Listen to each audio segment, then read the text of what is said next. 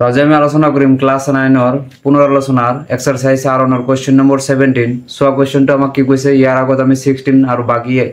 Question বিলাক solve কৰিছো যদি কোনোবাই সোয়া নাই এই ভিডিওৰ ডেসক্ৰিপচনত লিংক দিয়া থাকিব তোমালোকে তাৰ পৰা চাই লবা সোয়া কোৱেশ্চনটো সোয়া আমাক কৈছে কি 30 টা কোণেৰ কিনা দাম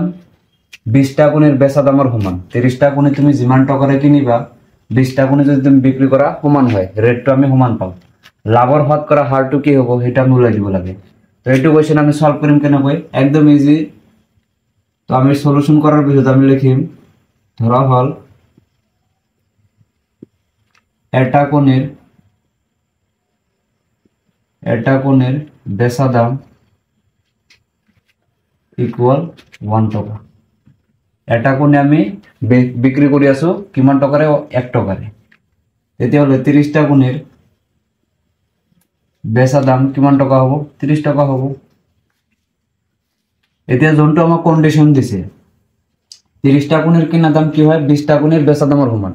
30 টা কোণের বেচা দাম যদি 30 টাকা হয় তেনহলে 20 টা কোণের বেচা দাম কিমান হ'ব 20 টাকা হ'ব ইয়াতে আমি লিখিম কি 30 টা কোণের কিনা দাম কার সমান হয় 20 টা কোণের বেচা দামৰ সমান হয় তো 20 টা কোণের বেচা দাম কিমান হ'ব 20 টাকা হ'ব যেহেতু এটা কোণের বেচা দাম 1 টাকা 30 টা কোণের বেচা দাম 30 টাকা হলে 20 টা কোণেরও বেচা দাম কিমান হ'ব 30 টাকা সরি 20 টাকা হ'ব ইয়াতে সোয়াজনটো 20 টাকা আমি পালো এটা আকৌ কি কৈছে যে 30 টা কোণের তুমি যিমান টাকাৰে কিনিছা 20 টা কোণে বিক্ৰি কৰিলে তুমি সিমান টাকাই পোৱা তাৰ মানে তো ইয়াতে থেকে আমাৰ লাভ আমি উলাব লাগে তো লাভটো আমাৰ एक्चुअली ইয়াতে কি হ'ব লাভ ইকুয়াল কি হয় বেচা দাম মাইনাস কিনা দাম সোয়া বেচা দাম আমাক কিমান দিয়া আছে 30 টাকা মাইনাস কিনা দাম আমার কিমান আছে 20 টাকা তো ইয়াৰ পৰা আমাৰ লাভ কিমান টকা আহিব 20 টাকা আহিব তো ফাইনালি আমি উলাই দিব লাগে কি লাভৰ শতকৰা হাৰ তো লাস্টত আমি লিখিম কি এতেকে লাভৰ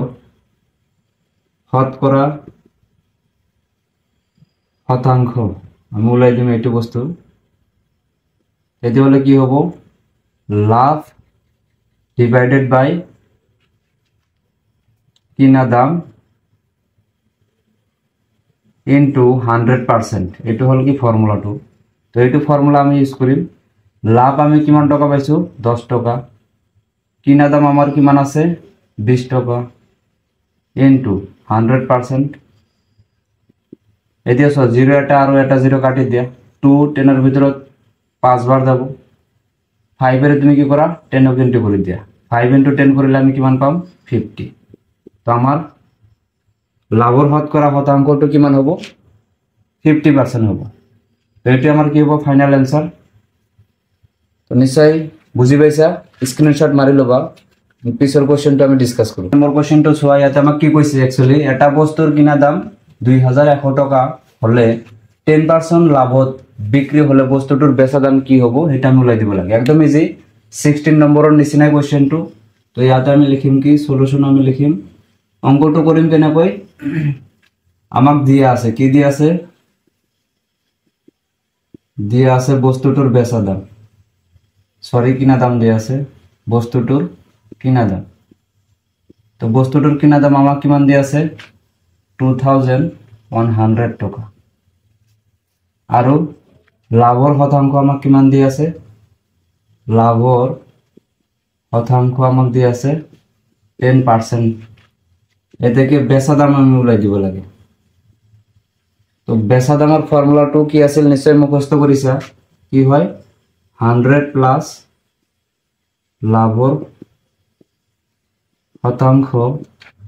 ডিভাইডেড বাই 100 ইনটু কিনা দাম মানবিলাক জাস্ট আমি বহাই দিম হৈ যাব আমাৰ 100 এজ ইট ইজ থাকিব প্লাস লিখা লাভৰ শতাংশ কিমান পার্সেন্ট 10% তো 10 লিখা 100 আছে হরত লিখি দিয়া ব্র্যাকেট ক্লোজ করে দিয়া কিনা দাম কিমান আছে সোয়া 2100 এতিয়া সোয়া ইয়াতে দুটা জিরো আছে ইফালে দুটা জিরো আছে কাটি দিয়া ওয়ান তলত থকা যি কথা না থাকে একে কথা, এটুকু আমি বাদ দিম। 110 আমি 10 প্লাস করে দিম, 100 প্লাস 10 করিলে 110 হব, ইন্টু হব কি 21 ইফালে আছিল ইয়ার লগত পূরণ করে দিয়া। তো আমি এটু পূরণ করে চাও, 21 আর 11 টু করা, 1 আহিব, 2 আহিব, 1 আহিব, 2 আহিব, 1 3 2, এটা 0 আছে, এটা 0 তুমি বহাই দিয়া। আমি কিমান টকারে বেচা দামটো কিমান হব, 2310 টাকা। একদম ইজি কোয়েশ্চেন, নিশ্চয় বুঝি পাইছা। আমার কোয়েশ্চেনটো শেষ হয়ে গেল, অ্যান্সার আমি পাই গেলো। তো স্ক্রিনশট মারি লবা। 19 নম্বর কোয়েশ্চেনত আমাক কি কইছে, টকা 4 টাকায় নেমু কিনে 20% লাভত বিক্রি করলে একটা নেমুর বিক্রি মূল্য কিমান হব, তার মানে বিক্রি মূল্য মানে কি বেচা দাম কিমান হব আমি উলাই দিব লাগে। তো ইয়াতে টকা যেহেতু কইছে তার মানে 4টা নেমুর দাম কিমান 1 টাকা, আমি উলাই দিব লাগে কি এটা নেমুর দাম আমি উলাই দিব লাগে, বেচা দামটা উলাব লাগে অ্যাকচুয়ালি। তো আমি সলিউশনটা করিম কেনেকৈ, তো ইয়াতে লিখিম আমি কি দিয়ে আছে, আমাক কি দিয়ে আছে 4টা নেমুর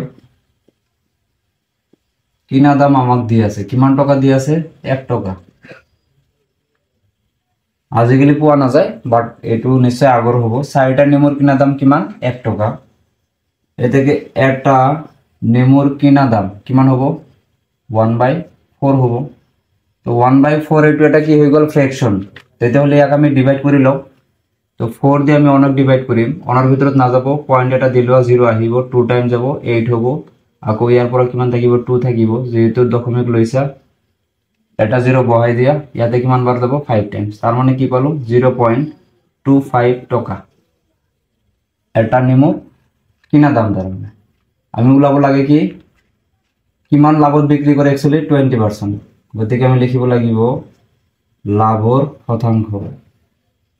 তো লাভৰ শতাংশ এই ক্ষেত্ৰত আমাক কিমান দিয়া আছে 20%, তো ইয়াতে লিখি লোৱা। এতে আমি ওলাব লাগে কি বিক্রি মূল্য মানে বেচা দাম লিখিব পারা, একে কথা। ফর্মুলাটো কি আছিল 100 প্লাস লাভৰ শতাংশ ডিভাইডেড বাই 100 ইন্টু কিনা দাম। ফর্মুলা আমার এটাই বেশি বেশি রিপিট হয়ে আছে, যোনটো বেচা দাম, গতিকে এইটো ফর্মুলা মুখস্থ কৰিব লাগিব, মুখস্থ নকৰিলে নচলিব। সো ইয়াতে নেক্সট স্টেপত আমি কি কৰো 100 এজ ইট ইজ লিখিম, লাভৰ শতাংশ কিমান দিয়া আছে 20%, তো 20 লিখা ডিভাইডেড বাই তোমার কিমান হব 100, এইটো তুমি ব্র্যাকেটের ভিতৰত ৰাখা, ইনটু কিনা দাম কিমান 0.25। এতিয়া চোৱা তুমি কি কাম কৰিব পাৰা, ওপৰৰ দুইটা প্লাস কৰি লোৱা এটা স্টেপত। তো 120 120 হয়ে যাব, ইফালে তোমাৰ কি হব 100 0.25। এতিয়া চোৱা এইটো 0 কাটি দিয়া, 2 রে তুমি কাট আপ করা, 2 রে তুমি 1 কাটা কিমান বার যাব 5 টাইম যাব, 2 রে তুমি 1 কাটা কিমান বার যাব 6 টাইম যাব, আকৌ 5 রে তুমি এইটো কাটি দিয়া। তো 525 এর ভিতৰত 5 টাইম যাব, যেতেও দশমিক 2 ঘর পিছত আছিল, গতিকে ইয়াতে আমি দিব লাগিব কি 5 এর আগত আৰু এটা 0 দি আৰু এটা পয়েন্ট আমি দিব লাগিব। 6 এৰ লগত তুমি এইখিনি মাল্টিপল কৰি দিয়া, যদি আমি মাল্টিপল কৰো তেনেহলে কি মান পাম, সোয়া 0.05 আমি 6 এৰ মাল্টিপল কৰি আছো, 6 5 যা 30, 3 ক্যারি করিব 0, ইয়াতে 3 আহিব, পয়েন্ট ইয়াতে আহিব, তার মানে 0.3 টাকা। এইটো হব কি ইমান পয়সা অ্যাকচুয়ালি, তো আমি টাকাত লিখি দিলো, এইটো আমার কারণে কি হব ফাইনাল অ্যান্সার হব। নিশ্চয় বুঝি পাইছে, স্ক্রিনশট মারি লবা।